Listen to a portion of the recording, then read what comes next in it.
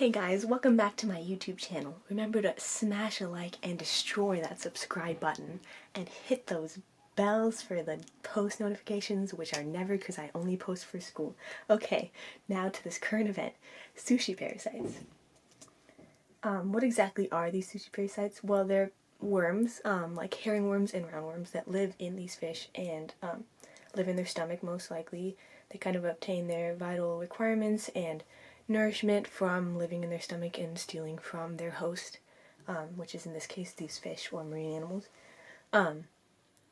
And they kind of pose great health risks and often death in these fish that they are hosting inside because they kind of eat them from the inside out or take their nutrients so that they don't have any nutrients and that results in their death. As you can see in this chart right here, it kind of starts where they have eggs in the feces. That's where they kind of live first, and then when they hatch, they need to find a host. So then they start by inhabiting smaller organisms like smaller crustaceans, krill, shrimp, etc. Those get eaten by bigger organisms, and those bigger organisms get eaten by even bigger organisms, and it kind of like progresses that way.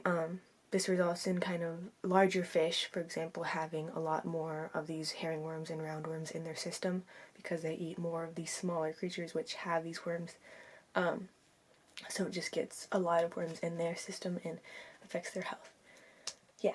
As far as humans, they can be infected when they eat raw fish or fish that has not been cooked properly or cleaned properly or even frozen properly.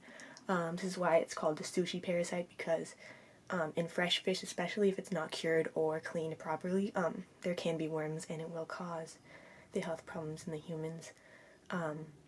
Yeah. So, the kind of current event topic is the fact that these sushi parasites, or worms, have increased 283-fold in the last 40 years. And this study is from the University of Washington, and it kind of shows how it takes a bunch of data from like previous years, previous research, and it kind of combines it and builds like a kind of trend and a pattern and shows us how these parasites are really increasing and really affecting these fish and these marine animals. So these two illnesses, or whatever you want to call them, occur in humans once they've ingested like a roundworm or a herring worm. I'm not going to try to pronounce them because they are the scientific terminology and I'm going to butcher that. But it's rarely diagnosed in humans because it just seems like a really bad case of food poisoning where there's vomiting and nausea, etc. But it's like a lot worse and lasts longer period. So it's not diagnosed because it doesn't last forever and it's not too bad. It's just like a worse version of food poisoning. However, the reason that it is such an issue and that it's such a topic in this current event is because it poses a real threat and danger to the marine animals and the fish, and it affects their immune system and their body, and it makes them die or have these like health defects.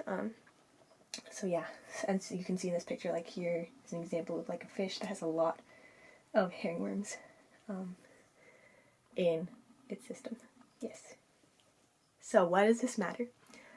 As I kind of touched on, it kind of directly affects the marine animal health, not just in fish. Like, these fish are being eaten by seals and other things. Like, for example, if we get fish from the ocean that have these worms and we feed it to our seals, like from in aquariums, like it's going to have an impact on their health. And like, there's just such a wide array of these health impacts that it's more serious in marine animals and it affects their health and it could kill them.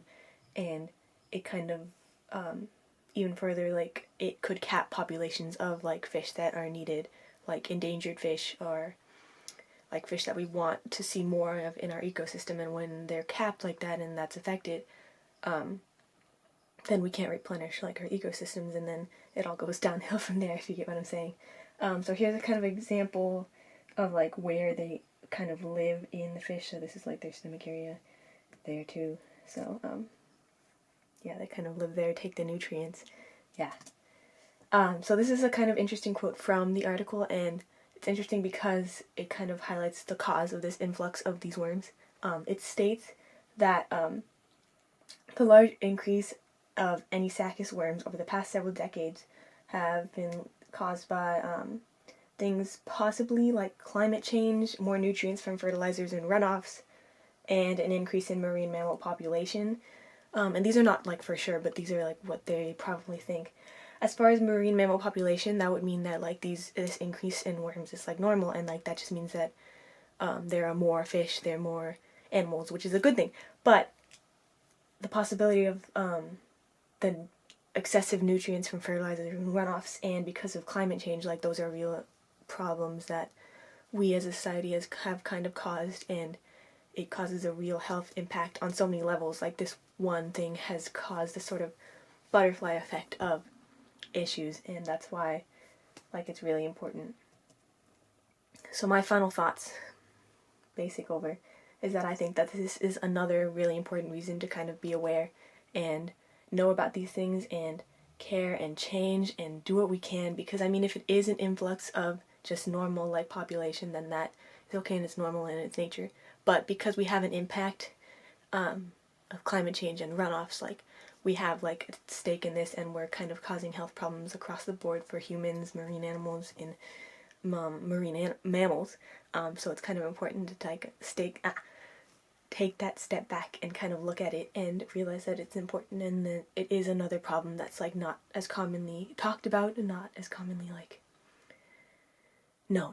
So yeah, it's really important. So thank you for listening, and be careful next time you eat sushi. Make sure you see no worms, and smash a like if you see no worms in your sushi. Yeah.